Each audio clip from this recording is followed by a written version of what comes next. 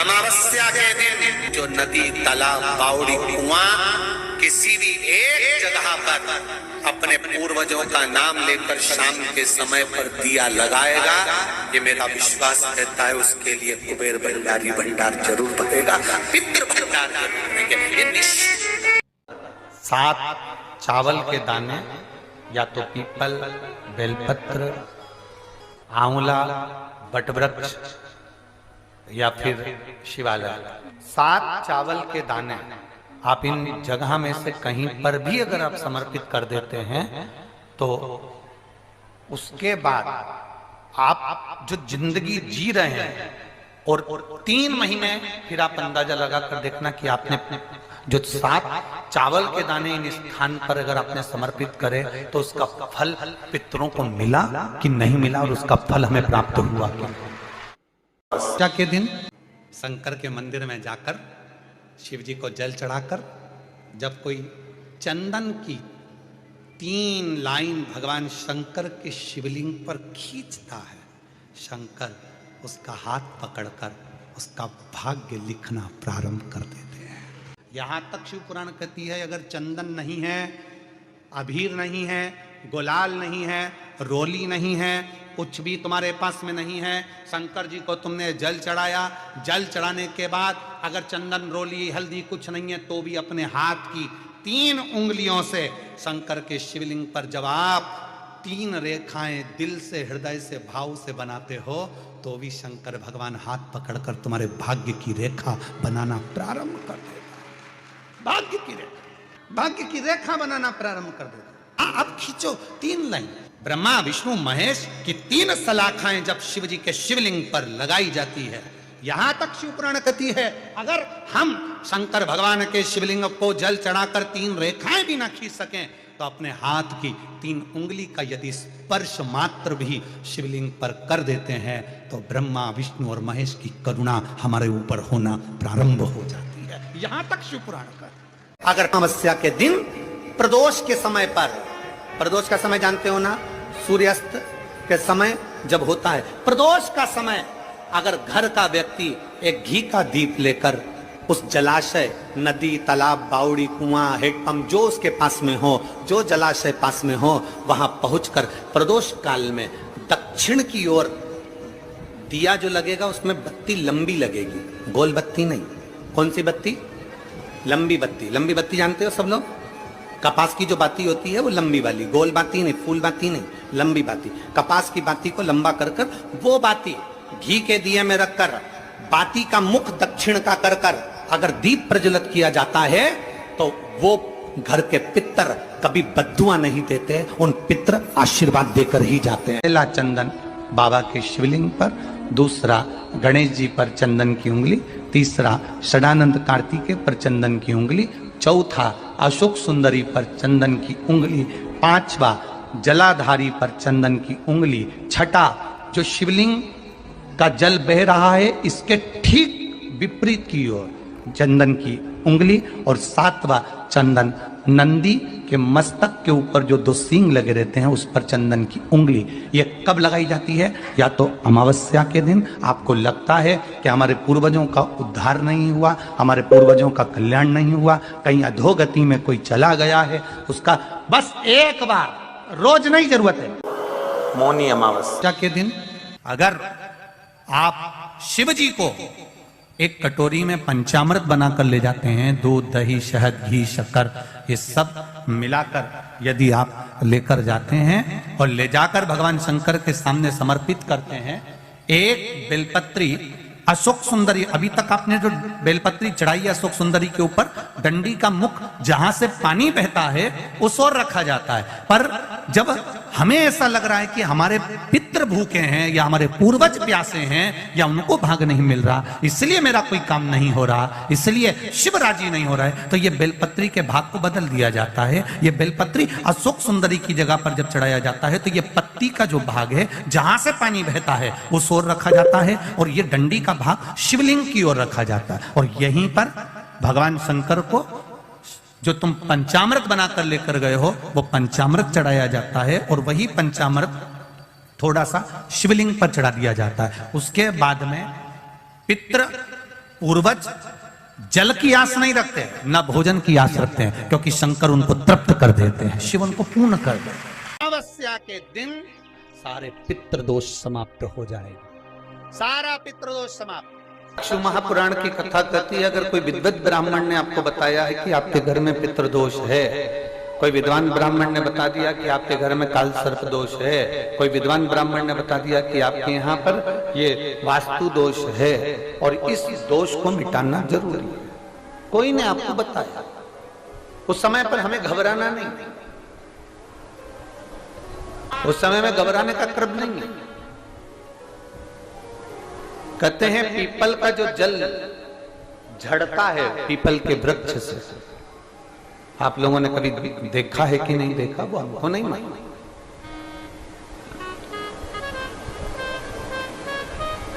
कितना भी अगर कोई वास्तु दोष बता दिया, पितृदोष बता दिया, काल सर्प दोष बता दिया, कितना भी अगर कोई दोष बता दे,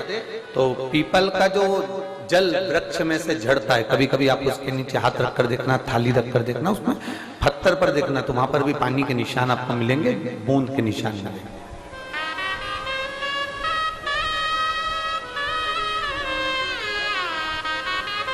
मात्र उस पीपल के वृक्ष के जल की एक बिंदी, एकमात्र बिंदी, शंकर भगवान का जो शिवलिंग है जलाधारी है, चरण है, गणेश कार्तिक का स्थान है, अशोक सुंदरी का स्थान है, और प्रत्येक जलाधारी में से पानी बीच में से आकर नीचे की ओर गिरता है, नीचे की ओर गिरता है। आप लोगों के स्मरण में हमने पहले भी बताया कि राइट में किसका स्थान है, गणेश जी का, लेफ्ट में कार्तिक के, बीच में अशोक सुंदरी, ये क्या है, पार्वती जी का हस्त कमल शिवलिंग, और ऊपर से जो जल एक एक बूंद शंकर जी के शिवलिंग पर गिर रहा है, वो शंकर जी की 5 लड़कियां जया, विषहरा, शामलीवारी, दौतली और देव, शंकर जी की 5 लड़कियों एक एक बूंद पानी शिव जी पर गिरा रहा है। जहां जल नीचे गिरता है उस स्थान से जहां तक जल बहकर जा रहा है उस स्थान तक 33 कोटि देवताओं का स्थान, 33 कोटि देवताओं का स्थान। अब जहां पानी आया, जहां नीचे गिरा, उसके बीच में जो स्थान होता है, आप लोगों ने देखा है कि नहीं देखा? जिनने देखा है जरा हाथ उठाओ। ये पानी जैसे यहां तक आया और यहां के बाद नीचे गिरेगा, तब वो नाली के माध्यम से बाहर जाएगा, तो जितनी दूर यहां से वो नीचे की ओर जो गिर रहा है, यहां से वो नीचे की ओर जो पानी जा रहा है, ये जो स्थान होता है, ये हमारे 3 दोषों को निवारण तुरंत कर देता है। एक हमारा पितृदोष, एक हमारा काल सर्प दोष और एक हमारा वास्तु दोष का निवारण ये तुरंत करता है। और ये तो हमने केवल आपको शिव महापुराण के माध्यम से बताया कि ये 3 दोष का निवारण कर देता है, पर यदि कभी आप ध्यान से लिंग पुराण को पढ़ेंगे, आप यदि लिंग पुराण को पढ़ेंगे और गीता प्रेस गोरखपुर की लिंग पुराण को लाकर यदि आप पढ़ते हैं, या गीता प्रेस गोरखपुर की शिव अंक को भी आप अगर पढ़ेंगे, उसका नंबर हमारे स्मरण में नहीं आ रहा है, शिव अंकों को भी अगर आप पढ़ेंगे तो उसमें भी आपको वर्णन मिलेगा कि हम तो केवल 3 दोष का बता रहे हैं, पर हमारे शास्त्र तो यहाँ पर और भी दोषों का वर्णन कर रहे हैं। जैसे किसी ने बता दिया आपको शनि का दोष है, किसी ने बता दिया मंगल का दोष है, किसी ने बता दिया आपको केतु का दोष है, किसी ने बता दिया आपको राहु का दोष है, किसी ने आपको कह दिया कि बृहस्पति का दोष है, किसी ने कह दिया आपको ये वाला दोष है। दुनिया के जितने दोष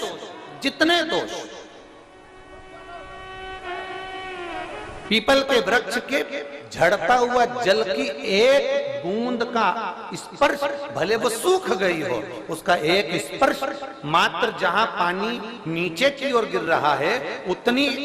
परिधि, उतनी जगह के बीच में जहां से पानी गिरता है, बस उस स्थान पर अगर वो उंगली अपना नाम और गोत्र का स्मरण कर कर भी लगा दी जाए और एक लोटा जल चढ़ा दिया जाए, तो ये जितने दुनिया के दोष हैं वो अपने आप समाप्त हो ही जाते हैं। शंकर की भक्ति का मूल बोल बम का नारा है, और अच्छे से समझ लो जरा, ध्यान में आ जाए आप लोगों के, नहीं तो गलत कर बैठो तो बहुत स्मरण रखिएगा। शिवलिंग जलाधारी में से पानी बहता है, नीचे की ओर जाता है।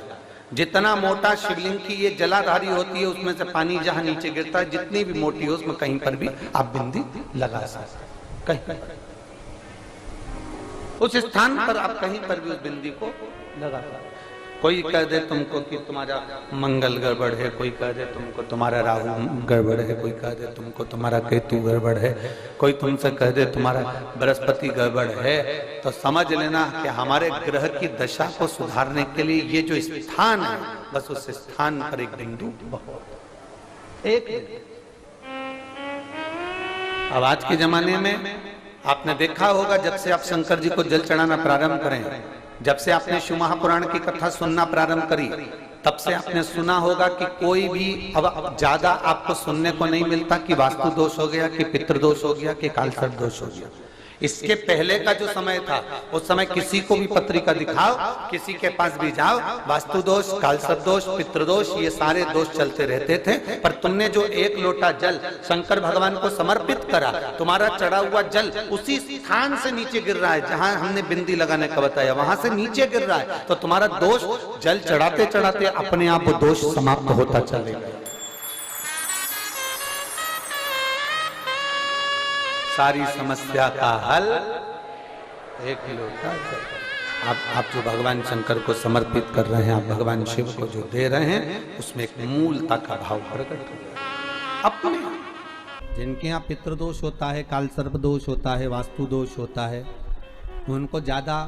कुछ नहीं करना होना। महाराज एक बेल का फल लीजिए। क्या लेना है? बेल का फल, बेलपत्री का जो फल होता है उसको ले लो। उसके अंदर का जो गुर्दा होता है, अंदर का जो भाग होता है, उसको निकाल लीजिए और उस बेल के फल में आटा सेक कर उसमें शक्कर मिलाकर उसको उसके अंदर भर लीजिए। अमावस्या के दिन सुबह 10 बजे से पहले उस बेल फल में, जिसमें तुमने पंजेरी भरी है, आटा सेक कर भरा है शक्कर के साथ में, उसको अपने घर में घुमाने के बाद में जिसको कालसर्प दोष बताया है, पितृदोष बताया है या वास्तु दोष का स्मरण बताया है, घर में सब दूर घुमाकर अपने परिवार का हाथ का स्पर्श कराकर पीपल के पेड़ के नीचे तक खड्डा खोदकर उस बेलपत्र के उस फल को दाब दीजिए। उस फल को उसमें दबा दीजिए। महाराज केवल एक अमावस्या करना रहता है,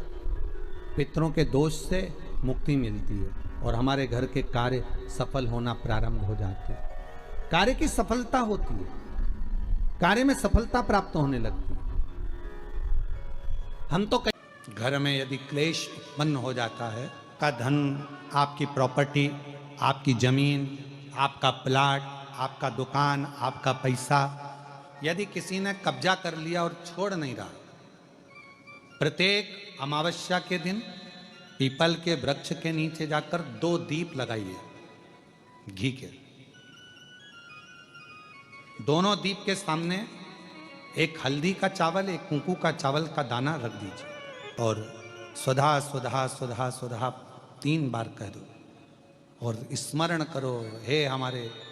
कुलदेव, पितृदेव, शिवदेव, महादेव, कृपा कर कर जमीन है, मेरा जो धन है, मेरी जो प्रॉपर्टी है, मेरा पैसा लोगों ने हथिया लिया, देते नहीं। गोत्र बोलकर स्मरण कर कर बाबा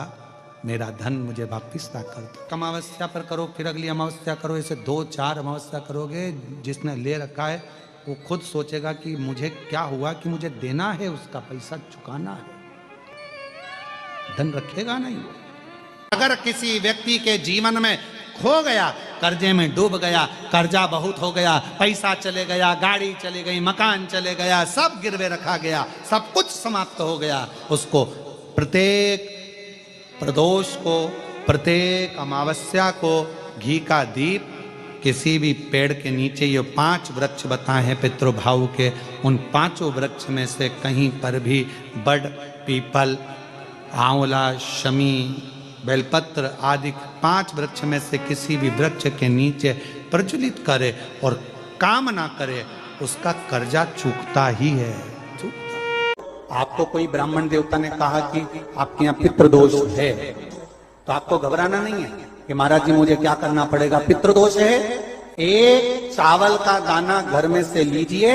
हथेली पर रखिए, पानी का जो मटका होता है, हंडा होता है, पानी का जो मटका है, हंडा है, जहां पर रसोई घर में तुम पानी रखते हो, उस हंडे के पास में, मटके के पास में उस चावल के दाने को लेकर जाइए, अपने पितरों का स्मरण कर स्वधा स्वधा स्वधा स्वधा स्वधा 5 बार बोलकर शंकर भगवान के शिवलिंग पर, तुम्हारे घर में शिवलिंग हो तो घर में, और अगर मंदिर में शिवलिंग हो तो मंदिर में, उस चावल के दाने को चढ़ा दीजिए। कैसा भी पितृदोष होगा समाप्त हो। तपस्या के दिन वर दे गई कि आज की रात्रि तूने अपना दरवाजा खोलकर मेरे लिए रखा, दरवाजे पर दीप टिमटिमाया, दीप प्रज्वलित रहा, तूने मुझे मधु का भोग लगाया। आज का रात्रि पूरी पृथ्वी के लिए धन और वैभव की रात्रि रहेगी। तपस्या के दिन व्यक्ति जो भगवान शंकर को बेलपत्र जब समर्पित करता है और बीच की पत्ती पर चंदन लगाकर, मध्यस्थ जोड़ पर शहद लगाकर शिव को जब समर्पित करता है, तो उसका भाग्य कितना भी विपरीत चल रहा हो, उसकी किस्मत की देखा कितनी भी विरोधी, कितनी भी विपरीत चल रही हो, वो अपने आप से बच जाती है, अपने आप से। पहला चंदन बाबा के शिवलिंग पर, दूसरा गणेश जी पर चंदन की उंगली, तीसरा षडानंद कार्तिकेय पर चंदन की उंगली, चौथा अशोक सुंदरी पर चंदन की उंगली, पांचवा जलाधारी पर चंदन की उंगली, छठा जो शिवलिंग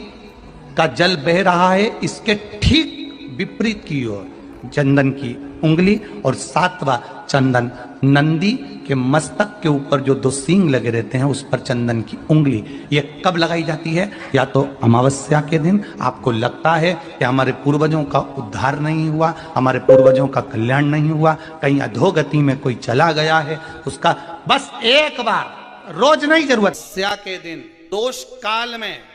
प्रदोष के समय पर, प्रदोष काल में शाम के समय पर जाकर किसी भी नदी, तालाब, बावड़ी, कुआं, कहीं ना कहीं जो आपके पास में हो, वहां पर एक घी का दिया, बत्ती का मुंह दक्षिण की ओर कर कर अवश्य जला कर जाना। सारे पितृदोष समाप्त हो जाएगा,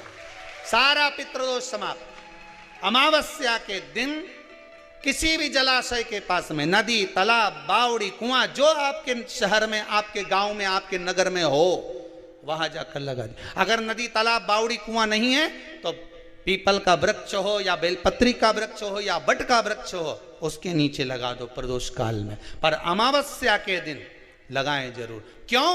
क्योंकि अमावस्या के दिन पितृ शाम के समय प्रदोष काल में शंकर भगवान का नाम जाप कर कर नदी, तालाब, बावड़ी पर पानी पीने जाते हैं। वहां से जल का आचमन कर कर पितृ अपने लोक को चले जाते हैं प्रदोष काल के समय पर। इसलिए प्रदोष काल में जलाशय के पास में, बावड़ी, कुआं, नदी, तालाब के किनारे पर दिया लगाया जाता है दक्षिण की ओर मुख कर कर बत्ती का, तो पितृ आशीर्वाद देते हुए जाते हैं कि फलो फूलो, आगे बढ़ो, उन्नति करो, तरक्की करो। ये पितरों का आशीर्वाद रहता है, पितरों का वर रहता है। आप देंगे उसको मिलेगा। पितृदोष है, ये आपको कैसे मालूम पड़ेगा?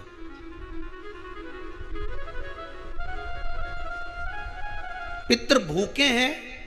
इसका तो वर्णन हमने पहले कर दिया कि रात्रि को जब आप सोने के बाद में 1-1.5 घंटे बाद अगर आपकी नींद खुल जाए, 1 घंटा 1.5 घंटा आप सो लिए, उसके बाद जो नींद खुली तो 1-1.5 घंटे तक अगर आपको नींद नहीं आ रही है, रात्रि को सोने के बाद में 1 घंटे बाद जब उठे तो आपको प्यास लग गई, भूख लगने लगी, प्यास लगने लगी कि मेरे को पानी पीना पड़ेगा, घबराहट हो रही, पानी पीना पड़ेगा। 1-1.5 घंटे सोने के बाद अचानक नींद खुले और आपको प्यास लगे, समझ लेना आपके पितृ भूखे हैं और प्यासे हैं, भूखे और प्यासे हैं, उनको जल की जरूरत है। किसी भी नदी में, सरोवर में, कुंड में, बावड़ी में, तालाब में, आप तीर्थ में जाकर जब स्नान करते हैं तो स्नान करने के बाद एक काम का नियम बना लो कि अपने हाथ की अंजलि में जल लेकर अपने पूर्वजों को देना है। प्यासे रहते हैं, भाग मांगते हैं, प्राप्त करना। 3 वृक्ष पितरों के तुल्य है। पहला पीपल, दूसरा बट वृक्ष, तीसरा बेलपत्र का वृक्ष, ये पितरों के तुल्य है। अगर आपको रात्रि में नींद नहीं आ रही है, ऐसा लगता है कि रात्रि को 1 घंटा 1.5 घंटा सोने के बाद कुछ गलत गलत विचार आने लगते हैं, नींद सुबह 3 बजे तक 4 बजे तक नहीं आती, 4 बजे के बाद फिर नींद आती है, तो एक प्रैक्टिकल जरूर कर कर देखना। एक प्रैक्टिकल करने में क्या जाता है, प्रयास करने में क्या कुछ जाता है क्या? प्रैक्टिकल कर कर देखना कि कहीं सीओर वाला महाराज झूठ तो नहीं बोल रहा है, तो प्रैक्टिकल करने में कुछ नहीं जाए। 1 लोटा पानी लो, उसमें थोड़ा सा कच्चा दूध डाल लीजिए, श्राद्ध पक्ष चल रहा है, बेलपत्री का पेड़ या पीपल का पेड़ या बट का पेड़, इन पेड़ के नीचे ले जाकर उस दूध को दोपहर में सुबह 10 बजे से लेकर 12 बजे के बीच में ले जाकर चढ़ा दीजिए। रात्रि को फिर ना आपको प्यास लगेगी ना भूख लगेगी, नींद एक बार लगी तो सुबह ही खुलेगी। प्रैक्टिकल करने में क्या जाता है? पानी डालने में तुम्हारा कुछ जाएगा? अरे बोलो तो सरी, प्रैक्टिकल करने में क्या जाता है? कुछ भी नहीं बिगड़ेगा, ये तो बस जल डालोगे तुम्हारा ही कुछ अच्छा हो सकता है, बाबा की कृपा। 3 वृक्ष पितरों के तुल्य हैं। पहला जम के बोलिए पीपल, दूसरा बट वृक्ष, तीसरा बेलपत्री का वृक्ष। 3 पीपल के वृक्ष में 52,000 ब्राह्मण एक साथ निवास करते हैं, इसलिए पितृतुल्य है। बट वृक्ष ब्रह्मा जी के मस्तक से बना, इसलिए पितृतुल्य है। और बेलपत्री का वृक्ष माता पार्वती जी के अश्रु से बना। जब आंसू गिरे थे माता जगत जननी जगदम्बा पार्वती के, उस समय पर पितृलोक में हलचल उत्पन्न हो गई थी। हमारी नातिन की आंख में आंसू कैसे आ गए? मैनावती की पुत्री है,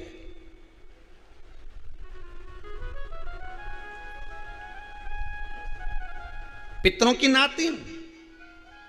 इसकी अश्रु कैसे गिर गए? पार्वती जी ने कहा ये आंसू नहीं, मेरा पुण्य भाग प्रकट करती हूं बेलपत्री के रूप में। तो पितरों ने वर दिया था कि ये बेलपत्री का वृक्ष हमारा आशीर्वाद है, इसके नीचे अगर कोई दीप लगाता है, शिव को स्पर्श कर चढ़ाता है, उसके पितरों की शांति होगी। हम स्वयं उसको आशीर्वाद देने के लिए पधारेंगे। बेलपत्र का वृक्ष पितृतुल्य। तो रात्रि को अगर भूख लग रही है, प्यास लग रही है, तो पितृदोष। दूसरा पितृदोष का लक्षण बताया, घर में कोई शुभ कार्य ना हो, वंश की वृद्धि ना हो, 1 रुपये कमाओ 1.25 रुपये खर्च हो रहे हैं, पैसा 10 जगह से कमाई आ रही है पर घर में टिक नहीं पा रही है, आया गया, पितृदोष। जरा सी कटोरी पड़ी है उसके पीछे विवाद चालू हो जाए, पानी ढुल गया उसके पीछे विवाद हो जाए, या छोटी छोटी बात में घर में क्लेश मचा हुआ है, पितृदोष है। समझ लो हमारे पूर्वज हमसे खुश नहीं है, प्रसन्न नहीं। अमावस्या के दिन सारे पितृदोष समाप्त हो जाएगा, सारा पितृदोष समाप्त। जिनके यहाँ पितृदोष होता है, काल सर्प दोष होता है, वास्तु दोष होता है, उनको ज़्यादा कुछ नहीं करना होना। महाराज एक बेल का फल लीजिए। क्या लेना है?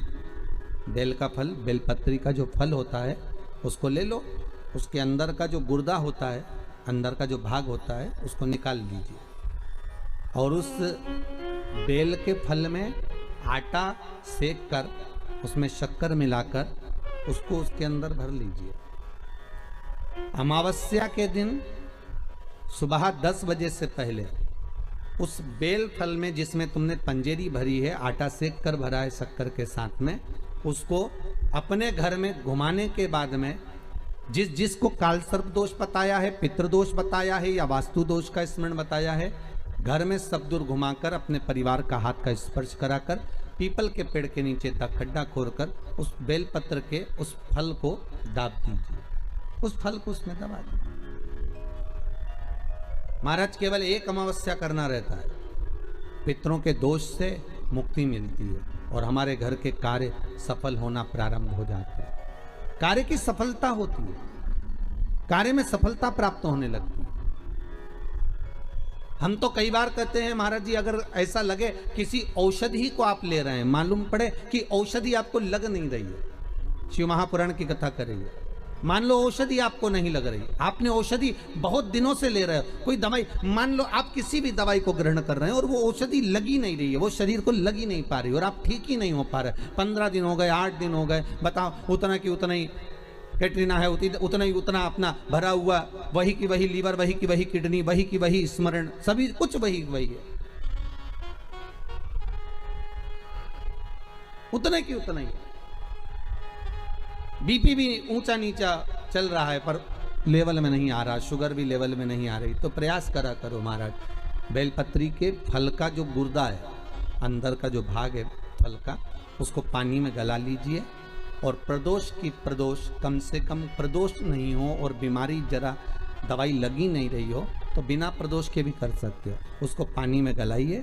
आधा घंटा पानी में, जैसे आपको सुबह मंदिर जाना है 10 बजे, तो सुबह स्नान कर कर कम से कम 6:30-7 बजे उसको पानी में गला दीजिए और उस बेले के फल का गुर्दा सा गला हुआ पानी शिव जी को ले जाकर समर्पित कर दीजिए महाराज। उस पानी में से थोड़ा सा 1 चम्मच पानी शिव जी पे चढ़ा हुआ लेकर आ जाइए। उस पानी को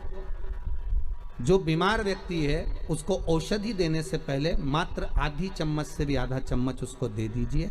भगवान शंकर का श्री शिवाय नमस्तुभ्यम का जाप कर कर उस पानी को देने के बाद अगर आप औषधि देंगे तो ये पक्का है कि औषधि अपना कार्य करना प्रारंभ कर देगी और वो स्वस्थ होना प्रारंभ हो जाएगा, वो स्वस्थ हो औषधि के।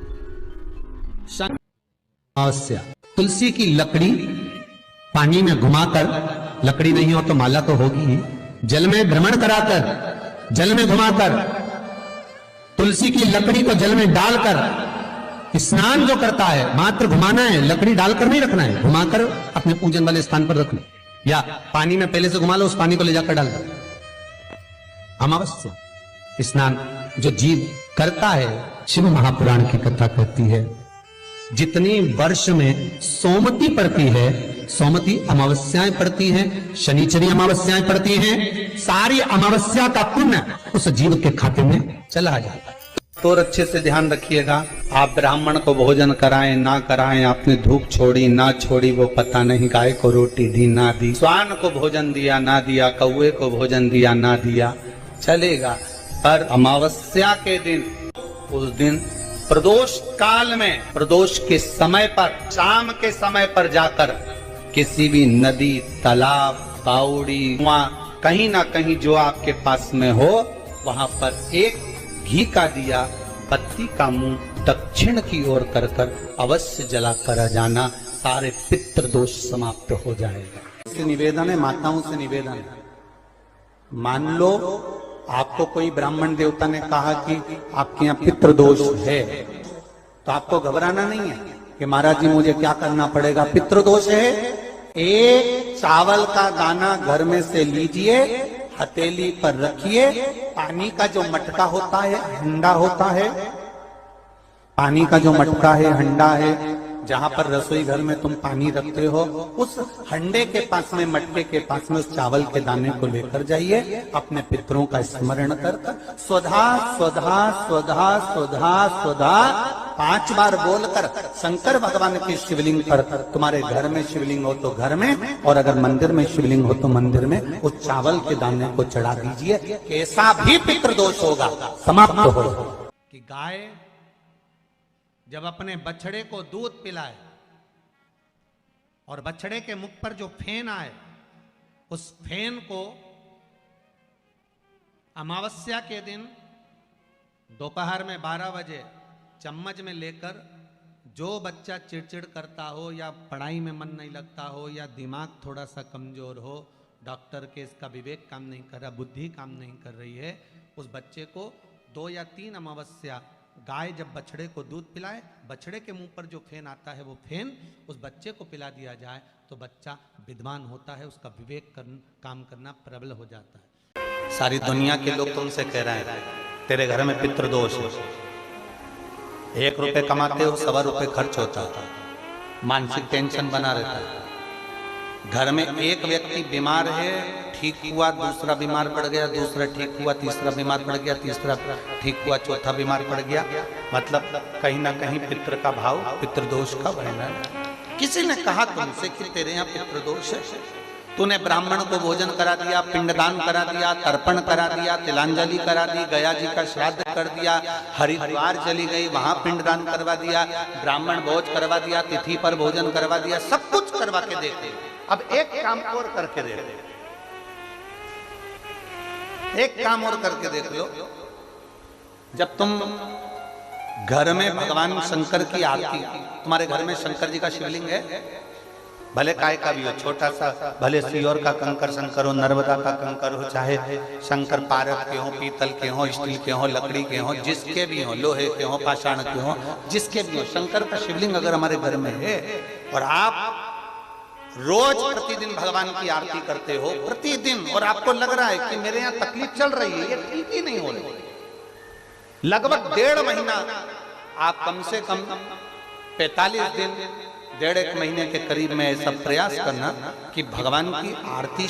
शंकर भगवान के शिवलिंग की आरती करने के बाद उस दिए को भगवान के सामने मत रखो, उस दिए को उठाकर जहां तुम पानी का मटका रखते हो, हंडा रखते हो, जिससे तुम पानी पीते हो, तुम्हारे रसोई घर में जो पानी का मटका, हंडा, बाल्टी, आरओ का पानी जिस मटके में गिरता है, हंडे में गिरता है, जिसको हमारे यहाँ पितरों का स्थान कहते हैं, उस स्थान पर, उस मटके के पास में, उस हंडे के पास में, उस बाल्टी के पास में, जहां रसोई घर में पानी रखते हो, उस रसोई घर में पानी जहां रखते हो, उसके पास में उस दिए को भगवान के सामने नहीं रखना, आरती उतारने के बाद उस दिए को ले जाके सीधे परिंडे के पास में, उस हंडे के पास में, मटके के पास में उसको रखो। केवल 1.5 महीना कर कर देखना।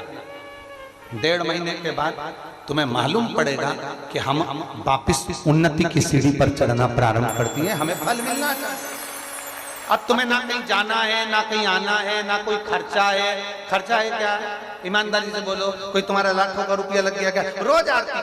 करते हो रोज आरती। बस आरती का नियम बना लो कि हमको पितृदोष किसी ने बोला है, हमारे घर में अशांति है, पितृदोष है, कोई कह रहा है कि तुम्हारे घर में पितृदोष है, हमने सब कुछ करके देख लिया। अब हमें यह करना है कि महादेव की आरती जब होती है तो उसकी ज्योत का दर्शन करने पर 1000 कपिला गाय के दान का पुण्य मिलता है। तो ये पुण्य हम हमारे पितरों को देते हैं, जिससे उनकी मुक्ति हो जाए और हमें आशीर्वाद प्राप्त। उस दिए को नीचे नहीं रखना है, आरती उतारने के बाद आरती पूरी हो जाए तब उस दिए को ले जाकर, जब आप ले जाकर उसको रखें तब उस स्थान पर रखें जहां पितरों का स्थान। जिसके घर में पितृदोष प्रबल होता है, बहुत प्रबल पितृदोष है, तो उसके घर के जहां पानी का मटका रखा था, पितृदोष मालूम है ना? पितृदोष का लक्षण क्या होता है? 1 रुपए कमाओ, ₹1.25 खर्च हो, समझ लेना पितृदोष है। रात्रि को सो गए तुम, बड़े नींद आ गई तुमको, बहुत प्रेम से सो गए, सोने के 1.5 घंटे या 2 घंटे बाद तुम्हारी नींद खुल जाए और कम से कम आधे घंटे तक तुमको भूख लग रही हो, समझ लेना पितृदोष है। सोकर उठने के बाद में जैसे ही 1-2 घंटे की नींद हो गई और अचानक नींद खुल गई और तुम्हें भूख लग रही है, भूख लग रही है, प्यास लग रही है बहुत तेज, अभी सोए हो, 1.5 घंटा ही हुआ, 2 घंटा ही हुआ, भूख लगने लगी, बहुत तेज भूख लग रही है, समझ लेना पितृदोष है।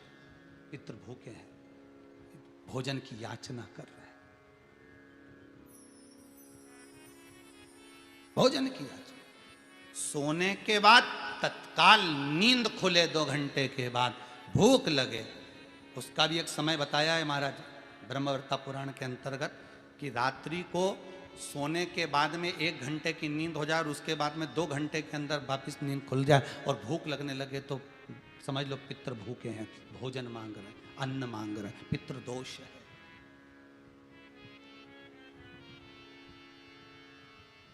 पितृदोष का कुछ वर्णन किया गया है। घर में एक पात्र के चक्कर में, एक बेडशीट के चक्कर में, एक सामान के चक्कर में विवाद हो रहा है तो समझ लो पितृदोष है। 1 रुपया कमाया, सवा खर्च हो रहा है, पितृदोष है। घर में एक बीमार, दूसरा फिर बीमार हो गया, तीसरा फिर बीमार हो गया, एक ठीक हुआ, एक बीमार हुआ, पितृदोष है। पितृदोष का भाव, तो उसके लिए करना क्या है? शिव महापुराण की कथा कहती है सुंदर, गणेश जी का चरित्र वर्णन करता है स्कंद पुराण कहती है, विष्णु पुराण कहती है कि दुर्वा 21 दुर्वा की गांठ बनाकर, 7 गांठ 21 दुर्वा की बनाकर, जो अपने पितरों का मटका, मटका मतलब परिंडा, हंडा, जो भी पानी का भरते हो, उसके नजदीक में मात्र एक कटोरी में चावल रखकर उसमें अगर दुर्वा रख देता है तो मात्र 5 या 7 दिन में पितृदोष समाप्त होना प्रारंभ हो जाता है। उसके घर में लक्ष्मी की वृद्धि होने लगती है, सुख शांति अपने आप आने लगती है, उसका क्लेश समाप्त हो जाता है। दुर्वा में वो गुण है जो पितृ भी उसका भाग अमृत तत्व प्राप्त करना चाहते, अमृत देना चाहते। और सरल भाषा में समझिए, जिसकी फैक्ट्री नहीं चल रही हो, फैक्ट्री में बार बार कुछ तकलीफ आ रही हो, गाड़ियां नहीं चल रही हो, 4 व्हीलर गाड़ियां ले रखी हैं, कभी ट्रक गड़बड़ हो रहा है, कभी ट्रक में ये हो रहा है, कभी गाड़ी में ये हो रहा है, कभी बस में ये हो रहा है, बस एक काम करना है, दुर्वा का थोड़ा सा भाग लेकर पानी के लोटे में उसको डालकर 5 अक्षत के दाने उसको पटक कर उस गाड़ी के अंदर उस कलश को रख दो, बस आधे घंटे के लिए, और उस पानी को चक्के के चारों तरफ डालते डालते जाइए दुर्वा के साथ में, तकलीफ नहीं देगा। फैक्ट्री का भी यही प्रमाण है। दुर्वा में वो अमृत तत्व छुपा है जिसका सुख आनंद दे जाता है।